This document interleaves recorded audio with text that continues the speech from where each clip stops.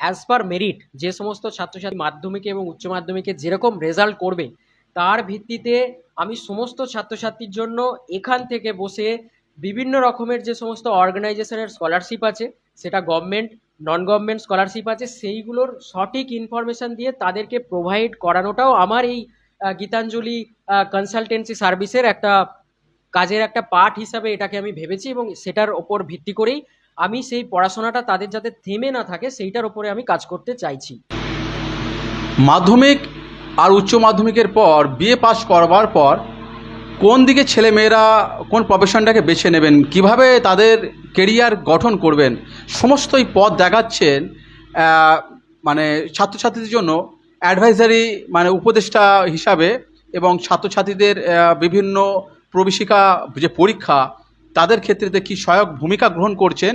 আমরা সরাসরি আসছি দেবরাজ মণ্ডল তিনি আছেন যে স্বামী বিবেকানন্দ ইউনিভার্সিটির একজন উপদেষ্টা মণ্ডলীর সদস্য হিসাবে, বোর্ড মেম্বার হিসাবে তিনি আছেন। দেবরাজ মণ্ডলের কাছে আসবো। আপনার এই যে অফিস কোথায়, কি করছেন সাধারণ ছাত্রছাত্রীদের জন্য, প্রত্যন্ত গ্রামীণ এলাকার জন্য আসলে আপনার প্ল্যানিংটা কি আছে? পুরসুরায় আপনার অফিস, কিসের অফিস, কি জন্য কাজ করছেন ছাত্রছাত্রীদের জন্য?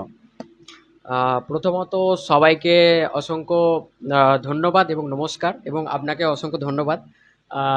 আমি দেবরাজ মণ্ডল, এবং আমি যে আমাদের যারা উচ্চ মাধ্যমিক পরীক্ষার পরে মানে ছাত্রছাত্রীরা প্লাস অভিভাবক এবং অভিভাবিকারা একটা তাদের ছেলে মেয়েদের এডুকেশন নিয়ে বেশ চিন্তার মধ্যে থাকে। তো সেই জিনিসটাকে কেন্দ্র করে মানে কোন ফিল্ডে এগোলে বা কোন কেরিয়ার কাউন্সিলিংটা তারা চুজ করলে বা কোন প্রফেশনটা চুজ করলে তারা একটা তাদের নিজেদের ব্যক্তিগত লাইফটাকে তারা কেরিয়ার ওরিয়েন্টেড হিসাবে এগিয়ে নিয়ে যেতে পারে, তো সেটারই আমার একটা পদক্ষেপ। তার জন্য আমি আমাদের আরামবাগ সাব ডিভিশন তথা হুগলিবাসীর যে সমস্ত ছাত্রছাত্রীরা মাধ্যমিক এবং উচ্চ মাধ্যমিক পরীক্ষা দিয়েছেন তারা সরাসরিভাবে আমার এই পুরসুরা বিডিও ব্লক ডেভেলপমেন্ট অফিসে এসে আমার সাথে যোগাযোগ করতে পারেন। বিডিও অফিস চত্বরের ভিতরে আপনার অফিসটা, তাই তো? হ্যাঁ, বিডিও অফিস চত্বরের ভেতরেই আমার অফিস, এবং এখান থেকে মেনলি আমি স্টুডেন্টের জন্য কাউন্সিলিংটা প্রোভাইড করতে চাই, যে তারা যেন সঠিক পথটা কোর্সটা যেন তারা সঠিকভাবে বেছে নিতে পারে, কোনো রকম পাজলড না হয়ে। একদমই। আপনারা দেখছেন নেশন টাইমস, আমি আছি কমলেন্দুপুর হুগলির পুরসুরা এলাকায়। যে অফিস, সেই অফিস দেবরাজ মণ্ডল তিনি ওপেনিং করেছেন, নতুন আনুষ্ঠানিক উদ্বোধন করেছেন। তুমি ভালোভাবে জানো এলাকার ছাত্রছাত্রী বেশিরভাগ তারা কিন্তু গরিব মধ্যবিত্ত পরিবার, কৃষি প্রধান এলাকা। তাদের কিন্তু স্বপ্ন আকাশ কুসুম স্বপ্ন। কেউ ডাক্তার হতে চায়, কেউ বা শিক্ষকতাতেই সে সন্তুষ্ট, বা অনেকে আরও অনেক কিছু আছে। কি কোর্স আপনারা করাচ্ছেন? সরি, কি কোর্স করাচ্ছ? আমি তুমিই বলছি, কি কোর্স করাচ্ছ?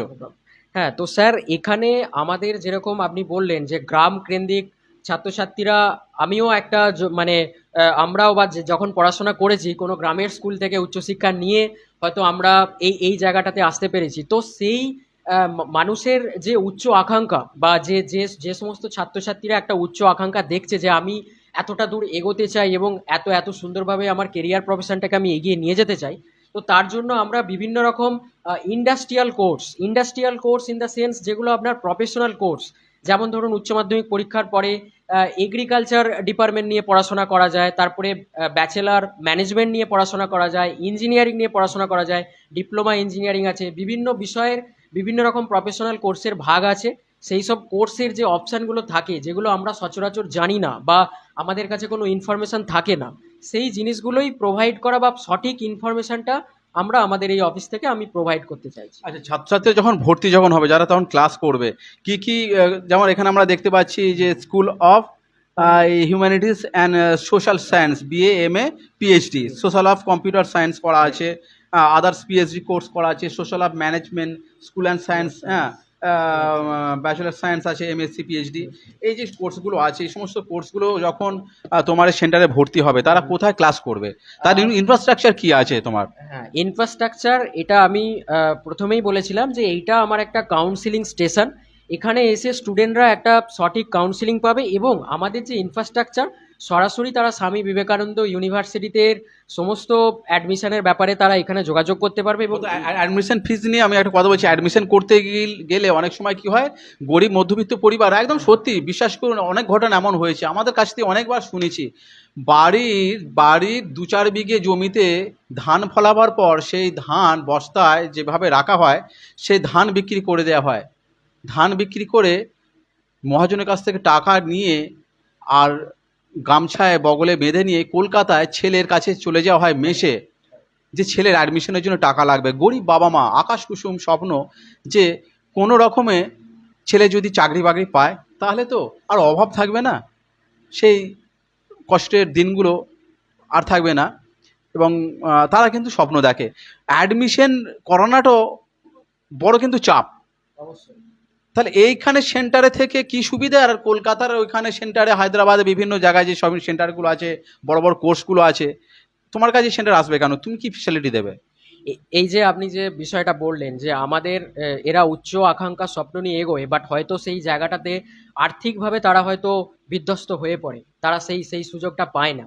তো তার জন্য অ্যাজ পার মেরিট যে সমস্ত ছাত্রছাত্রী মাধ্যমিকে এবং উচ্চ মাধ্যমিকে যেরকম রেজাল্ট করবে, তার ভিত্তিতে আমি সমস্ত ছাত্রছাত্রীর জন্য এখান থেকে বসে বিভিন্ন রকমের যে সমস্ত অর্গানাইজেশনের স্কলারশিপ আছে, সেটা গভর্নমেন্ট নন গভর্নমেন্ট স্কলারশিপ আছে, সেইগুলোর সঠিক ইনফরমেশন দিয়ে তাদেরকে প্রোভাইড করানোটাও আমার এই গীতাঞ্জলি কনসালটেন্সি সার্ভিসের একটা কাজের একটা পার্ট হিসাবে এটাকে আমি ভেবেছি, এবং সেটার ওপর ভিত্তি করেই আমি সেই পড়াশোনাটা তাদের যাতে থেমে না থাকে সেইটার ওপরে আমি কাজ করতে চাইছি। তোমার তোমার এই সেন্টার গরিব মধ্যবিত্ত পরিবার এই এলাকার মধ্যে কতটা বিশ্বাসযোগ্য, ট্রাস্টের দিক দিয়ে তুমি কিছু বলো। আমরা যেটাকে বারবার বলছি, মানুষ প্রতারিত না হয়, স্টুডেন্টরা পড়াশোনা করতে এসে তাদের কেরিয়ার গঠন করতে গিয়ে তাদের কেরিয়ার নষ্ট না হয়ে যায়। কতটা ট্রাস্টি তোমার গীতাঞ্জলি সেন্টারের ক্ষেত্রে? ব্যক্তিগতভাবে দেখুন, আমাদেরকে তো যে কোনো সম্পর্কের মধ্যে খুব একটা বিশ্বাস করেই এগোতে হয়। যেখানে বিশ্বাস নাই তো সেখানে কোনো সম্পর্ক নেই। তো সেই হিসাবে আমি বলতে গেলে তখন আমার প্রোফাইল যদি কোনো ছাত্রছাত্রী চেক করেন, আমি কিন্তু নিজেও একজন বিশ্ববিদ্যালয় টেকনোলজিক্যাল ইউনিভার্সিটির আন্ডারে bachelor of engineering computer science engineering উত্তীর্ণ ছেলে, এবং বিগত বেশ কয়েক বছর আমি আইটি সেক্টরে কাজ করেছি, এবং সেখান থেকে আমি এডুকেশন ডিপার্টমেন্ট জয়েন করি। এবং আমি শুনলাম 11 বছর তুমি বেঙ্গলের বাইরে ছিলে। হ্যাঁ, আমি 11 বছর বেঙ্গলের বাইরে ছিলাম। আমি মানে আমার আমার পড়াশোনা এডুকেশন সবটাই সাউথ ইন্ডিয়াতে হয়েছে, এবং প্রফেশনালি আমি আমার কেরিয়ারটাকে এডুকেশনের ওপর প্যাশনেট থাকার কারণে আমি এডুকেশনের ওপরেই বেস করে আমি এগিয়ে নিয়ে গেছি। এবং আগামী দিনে আমি এমন একটা বড় প্ল্যাটফর্ম ক্রিয়েট করতে চাইছি যেখানে মানে ছাত্রছাত্রী থেকে গার্জেন এমন একটা ওপেন কাউন্সিলিং প্ল্যাটফর্ম তারা পাক, যেখানে তারা এডুকেশনটাকে খুব সহজভাবে এগিয়ে নিয়ে যেতে পারে, কোনো রকম ডিফিকাল্টিস, কোনো রকম মানে মানে বাধকতা ছাড়া, মানে খুব সহজভাবে তারা যেন এগিয়ে নিয়ে যেতে পারে।